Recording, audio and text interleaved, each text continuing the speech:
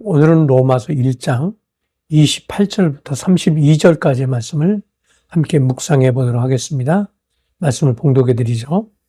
또한 그들이 마음에 하나님 두기를 싫어하며 하나님께서 그들을 그 상실한 마음대로 내버려 두사 합당하지 못한 일을 하게 하셨으니 곧 모든 불의, 추악, 탐욕, 악의가 가득한 자요, 시기, 살인, 분쟁, 사기, 악독이 가득한 자요, 수군수군하는 자요, 비방하는 자요, 하나님께서 미워하시는 자요, 능욕하는 자요, 교만한 자요, 자랑하는 자요, 악을 도모하는 자요, 부모를 거역하는 자요, 우매한 자요, 배약하는 자요, 무정한 자요, 무자비한 자라.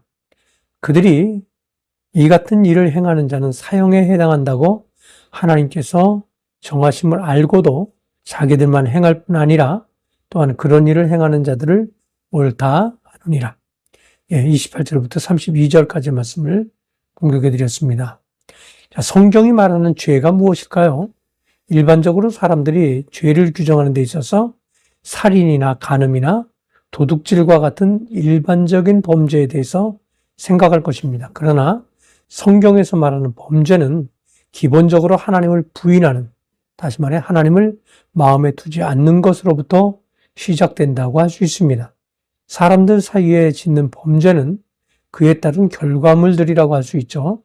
오늘날 각 나라들마다 헌법이 있어서 사람들의 생활을 도덕적으로 통제합니다. 그것이 약간의 효과를 가져다 줄 수는 있지만 근본적으로 범죄를 막아줄 수는 없습니다. 사람들은 눈에 보이지 않는 많은 시간 동안 그들이 규정한 법을 어기며 살고 있기 때문입니다. 하나님은 마음에 하나님 두기를 싫어하는 자들에 대해서 그 상실한 마음대로 내버려 두셨습니다. 그리고 그들이 합당하지 못한 일을 하는 것들에 대해서 지켜보고 계십니다.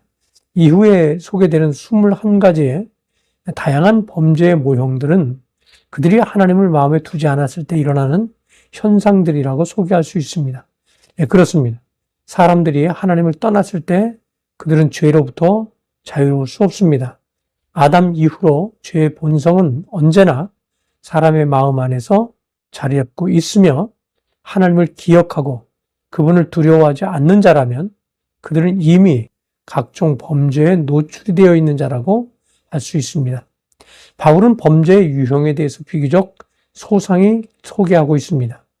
이 범죄를 나열함에 있어서 살인과 사기와 같은 사람들의 일상생활에 직접적으로 피해를 주거나 치명적인 영향을 주는 것들도 있지만 수군수군하는 것이나 비방하는 것과 같이 직접적이지 않지만 뒤에서 사람들에게 나쁜 영향을 주는 것들을 함께 범죄의 범주 안에 두고 말씀하고 있는 것을 봅니다. 이는 모든 범죄에 대해서 사람들은 경중, 다시 말해 크고 적음을 가르치는 것과는 달리 성경은 모든 범죄 혐의에 대해서 동일한 시선에서 그것이 모두 하나님의 진노의 대상, 다시 말해 사형에 해당된다고 말씀하고 있습니다. 사람들은 이 정도는 주님께서 용서해 주실 거야 라고 생각하며 자신의 죄를 합리화하거나 스스로 용서하려고 하지만 주님은 죄의 크고 적음과 관계없이 모든 일에 대해서 신실하게 살아가기를 원하신다는 사실을 기억해야만 합니다. 바울이 여기서 특별히 강조하고 싶은 것 가운데 하나는 범죄하는 그들이 자신들의 행위가 사형에 해당된다는 것을 알면서도 자신들만이 아니라 다른 사람들의 범죄를 보고도 그것이 옳다고 말한다는 것입니다. 물론 이는 하나님에 대해서 거부하는 모습의 또 다른 표현이라고 할 수 있습니다. 다시 말해 그들은 하나님을 대적하려는 목적을 가진 자들이라고 할 수 있습니다. 기본적으로 그들은 범죄를 합리화하고 때로는 인권과 정의라는 이름으로 포장해서 각종 범죄들에 대해서 정당한 것으로 사람들을 현혹하는 자들입니다. 이 세대가 안정적으로 유지될 수 있는 원인이 어디 있을까요? 누가 살인을 하면 죄라고 했습니까? 누가 간음을 하면 죄라고 말합니까? 사람들은 그것이 처음부터 사람의 마음 안에 주어졌을 것이라고 말하지만 아닙니다. 그것은 하나님의 말씀으로부터 규정되었고 대부분의 나라가 자신들의 나라를 보호하기 위해서 하나님으로부터 주어진 율법의 근거에서 각 나라의 법을 만들고 한 국가의 질서를 유지하도록 한 것입니다. 이는 곧 이 시대의 질서가 이미 하나님이 정하신 질서 아래 움직이고 있다는 것을 의미하기도 합니다.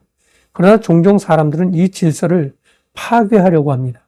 그러나 범죄에 대한 기본적 질서가 파괴되어져 가는 순간에 또다시 하나님으로부터 멀어져 갈 것이고 걷잡을 수 없는 혼란 속으로 빠져들게 될 것입니다. 오늘 이 시대의 그리스도인들은 바르게 분별할 수 있는 지혜로움이 있어지시기를 주님의 이름으로 부탁을 드립니다. 감사합니다.